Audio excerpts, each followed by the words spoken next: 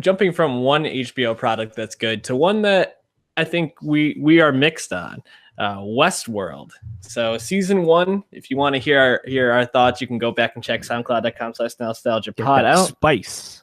Yeah, I don't know. Do we have it up on the YouTube channel? Probably, right? Not up on the YouTube channel. That was Okay. before we were on YouTube, but it's on SoundCloud, easy to find.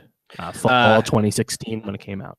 I gotta say though, every time the Westworld promos come on, and I hear that it's a good theme. The piano for Nirvana or Kanye, it always draws me in. I'm like, this is more exciting and better filmmaking than almost anything in season 1 of Westworld.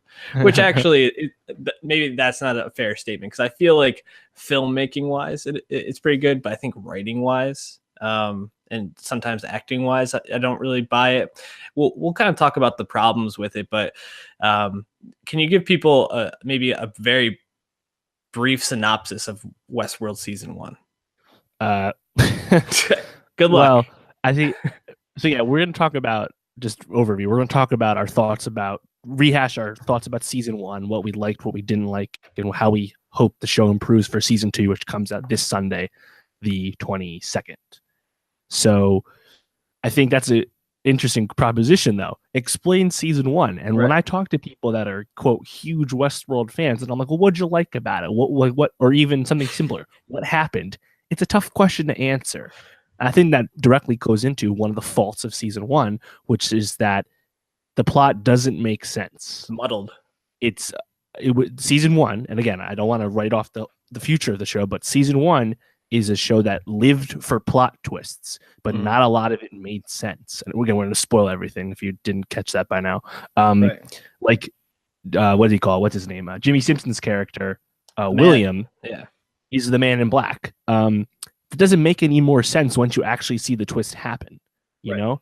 And a lot of the timeline things, like, yeah, we got it early on that there was going to be different timelines. We figured out that Bernard was Arnold, fine. But the whole Man in Black twist, I don't think lands at all. So just explain the whole plot. I mean, overall, one of the strengths of the show is the basic high concept, which I think the pilot's probably the best aspect of season 1, because the pilot expertly sells the show. Yep. It's like fucking living Grand Theft Auto, or in the world of Red Dead Redemption. You're playing out in the Wild West. Like, cool, I got it. The problem was that once you advance past the pilot, not a lot landed after that. You just got more confused, right? But Delos Corp, we learned they run like 6 different theme parks, one of which is Westworld. We learned later there's going to be a samurai world, which should be cool in season 2. And people go there and to live out their fantasies. They're black hat if they're a bad dude, white hat if they're more pure, like William was. And then you got fucking the founder, Ford, played by Anthony Hopkins, the most fake, deep, overrated character I've seen in a long time. Because everything that guy says makes no sense. No. And a lot of the things about him were just really ridiculous. And I was like, you know what? That's like XXXTentacion in like 50 years. And I had a friend who was like, I think Ford's like the best character I've ever seen on TV. And I'm like, come on, dog. Come on. That's the stupidest thing I ever heard. Is this someone I know? And I think that the show will be better without Ford's presence. Shout out Hopkins. It was a fine performance. He's cashing them checks. Been doing it for a while now. But I think the show will be better off. I mean, there was too many characters as it was, but getting his out of the way should be a positive. I mean, what do you think? What else do you have to say about season 1? I mean, too many characters, confusing. It just has no emotional draw to it. I mean, it's a movie. It's a TV show about humans that want to go and commit crimes and just be rowdy and do outrageous things. And it follows mostly robots, except for Jimmy Simpson's character and Ford, who ends up dying at the end of season 1. Yeah, he's barely there. Luke Hemsworth, who's barely there. You know. Yeah, you have all this talent, and it spent time around Evan Rachel Wood's character, Dolores, Thandie Newton's character. What was her name? Maeve. And then Marsden. Yeah, and then you have Jeffrey Wright, who plays Bernard, and he's also a robot. So it's like it's hard to feel it's hard for me to really feel connected to a show unless I'm approaching it in two ways. And Westworld, I feel like set it up to be the show that was going to tell this huge story, and you're following these people and their growth, and they have these moments of triumph and depth, but really ended up just being like, what does it mean to be human? But you're seeing it from a robot's perspective. So like, what the fuck even is that question?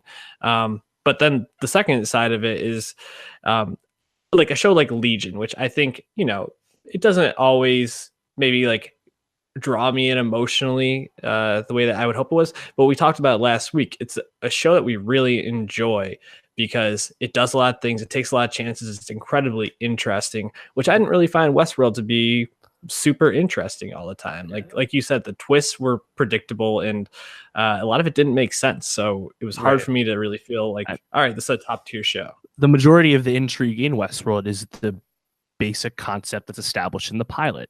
And whenever I was like, what do you like about Westworld? Whenever anyone answers that to me, they just talk about everything we learned in the fucking episode 1.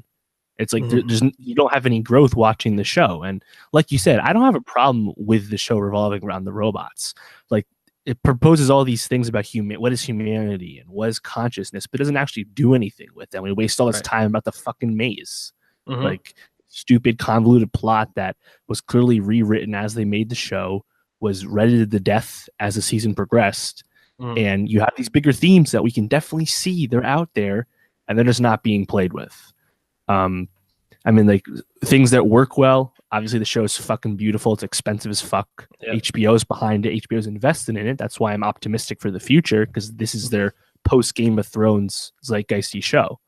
And that's actually, the talent is there. They just got to use it better. Yeah, and that's actually one of the things I think could make this show really interesting and something that I actually end up liking in season 2. They've alluded to like robot samurais or this part of the world where there's like samurais.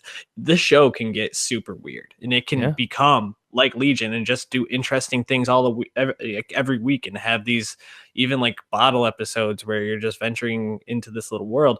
Maybe I'm not going to be super emotionally invested, but if I'm going with the expectation that this is just going to be a show that explores all these weird things and how these people navigate this, or even if it's robots navigating it that have some sort of like sentient emotional capability, then yeah, sure, I can probably find it enjoyable. I'm going to watch it just because it's HBO and it's one of their premier shows, but I don't think it can get to the level of a show like The Deuce or a show like The Wire or something else that's premiere on HBO, just because I just don't think it has the soul to it that those shows have. Yeah, I agree. I mean, the best robot character is probably Maeve. I think that's pretty obvious. Danny Newton, great job.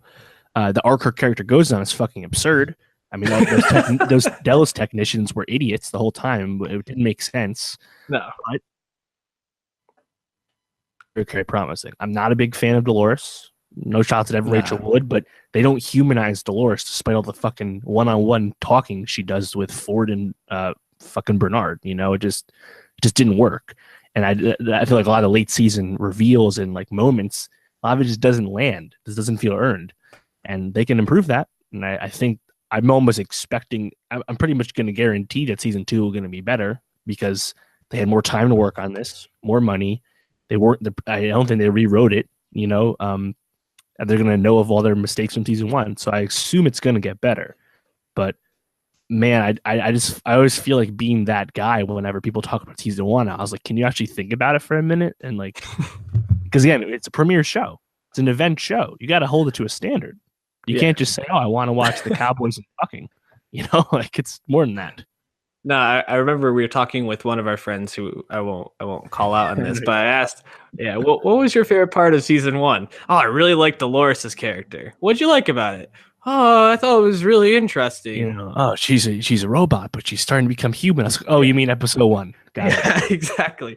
But also, like you to kind of touch on Dolores for a second, it seems like from the promos, and obviously it's just the promos, but that they're actually moving away from the idea of like humanizing her and actually kind of making her like this almost like menacing, like Two-Face type overarching bad person, which is kind of what you got at the end of for the master plan, that final scene, in a way that she's some like larger role in all of this. But Jimmy Simpson's character and also I guess Ed Harris's character, since they're just the same person, different timelines, I think could be one piece of this that could be interesting if they fleshed it out a little bit more. Although I don't know how interesting it is that he fell in love with a robot and just can't like parse his feelings out from that. Well, yeah, it still doesn't make sense that he became a fucking stone cold killer, right? Cynical guy. It still doesn't make sense. Like the transition just didn't happen. They just kind of told us, "Hey, you were right. It's him." But like, we still don't know why, and assumingly we'll get more. But as it stands right now, it still was pretty weak, that transition. Any predictions or anything you want to throw out there before season 1 starts? I mean, that most recent trailer does show a lot of action. Yeah. I mean, the robot rebellion stuff, we kind of saw that coming, but that should be cool. Samurai World, whatever it is. Tessa Thompson looks like she's wearing like a bulletproof vest in the park. Mm-hmm. I'm happy that she's giving her something to do. Please. She really didn't do anything in season 1. She was just like stunt casting, basically, even though she wasn't quite that famous yet. Right. But you watch that trailer, can you predict much of anything from it? Not really. Nope. They'll just kind of be like, Westworld, deep quote here, deep quote there, think. Right. It's like, all right, fine, I'll try. well, like you said, they kind of did make or wrote a lot of it on the fly, or rewrote a lot of it on the fly last year, which hopefully, they'll come in with a concept and a clear vision, and we'll just execute that instead of bouncing around or trying to appease whatever fans are talking about in the Reddit threads. That was an issue Lost had, and that's kind of why Lost at the end of its like 4th or 5th seasons really started to go down in quality, because it kind of just started not making any sense. They openly talked about how they were very reactive in the writers' room at that stage of the show. Yeah, which is actually interesting, because I feel like Lindelof almost like overcorrected with leftovers. Yeah, leftovers, because he pretty much just like, I have an idea and I'm gonna be as weird as I want. Except I guess between season 1 and 2, he kind of was like, I guess I need to make this a little bit lighter. But other than that, like, he was like, I have an idea, we're following this, and I'm gonna tell the story I want. So I think Lisa Joy and Joe Nolan's a good team for Westworld. And again, HBO, this is their premier product, so they're invested in it. Yeah, man. I mean, world. Yeah, I was gonna say, no Thrones this year. What do you think will be the show that, like, I don't know, as the Watch Pod might say, takes the belt? Well, that's actually an interesting point, because this Emmy season, which will cut off in the summer, no Thrones for this upcoming Emmys, no Veep for this upcoming Emmys, and those are two of the big winners recently. Yeah. So there's a lot of opportunity for a show like The Handmaid's Tale, or if Westworld actually gets through, who knows? But in terms of the belt, I mean, it's tough to. I mean, it's Atlanta right now. The critical belt is Atlanta. The creative belt, you can give a second place to Legion. But like, those shows don't do gangbuster ratings, despite all the Donald Glover fans that fucking I see on Twitter. They don't want to watch the show because you see it in the rating. Right. Westworld will be one of the highest rated shows of the year, and whether that translates to Emmy success remains to be seen. Yeah, like a show like Barry, I think could potentially, if it continues, I think after the first episode, it's been okay, not like fantastic, but it's been pretty good. Silicon Valley seems to still try to be finding their footing. I don't know. I'm not sure like, what show is really it right now. You got the Amy Adams show with Jean-Marc Vallée, Sharp Objects coming. That's HBO too. No date on that yet. Ballad of Buster Scruggs, the Coen Brothers show or mini movie, whatever it is, that's coming later in the year. Right. So I don't know. It's tough. I mean, Handmaid's Tale comes back Wednesday, right after Westworld for season 2. Maybe that knocks it out of the park. Yeah, I didn't watch Handmaid's Tale season 1, so I got to catch up on that. I'm currently trying to get through the Americans. I feel like this could be. Americans' final season. This could be the year they finally get it. You never know. I mean, they did get some nominations for like I think seasons 3 and 4 after like they haven't won anything, but that means do know who they are. They didn't totally leftovers them, Yeah. And heck, maybe it could be Americans. I know a lot of shows are really looking at that drama category without Thrones there. Do you know when Better Call Saul is supposed to be coming back? They usually start up around this time. We don't know anything, but they said the fall. I think they delayed the shooting, so the production was pushed back. Good. That means I can catch up on that too before it comes back. I'm excited for that. Well, we'll wrap up there for Westworld. a lot of HBO talk today. So if they want to throw us some sponsorship money, wouldn't hate that. But if you want to support us, follow us on YouTube, subscribe below, go to soundcloud.com/nostalgiapod, follow us there, interact with us on Twitter @nostalgiapod, and leave a rating and review on iTunes. We really appreciate it.